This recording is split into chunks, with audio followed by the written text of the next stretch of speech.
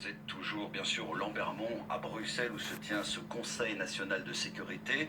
Il se dit, Loïc, ce soir, même si la conférence de presse n'a pas encore commencé, que ce Conseil n'est pas encore apparemment terminé, qu'il pourrait y avoir un confinement en Belgique dès demain midi. Est-ce que c'est vrai?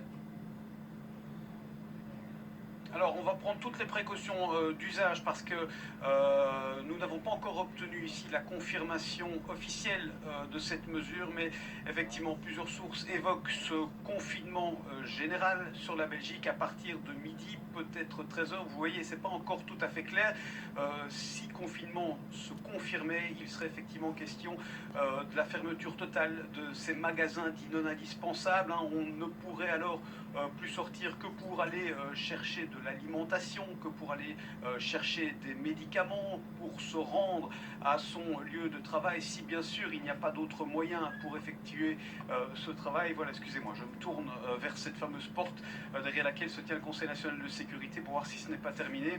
Donc voilà, cette mesure de confinement serait effectivement d'application demain. On attend la confirmation de la Première ministre lors de cette conférence de presse, mais oui, vraisemblablement, la Belgique devra s'attendre à des mesures beaucoup plus dures, beaucoup plus fermes pour lutter contre la propagation de ce coronavirus. Merci beaucoup, Loïc, pour ces précisions. Et on revient chez vous vraiment dès que cette conférence de presse est sur le point de commencer. À l'étranger, aux États-Unis, Donald Trump appelle les Américains à éviter les rassemblements de plus de 10 personnes et envisage la construction d'hôpitaux temporaires.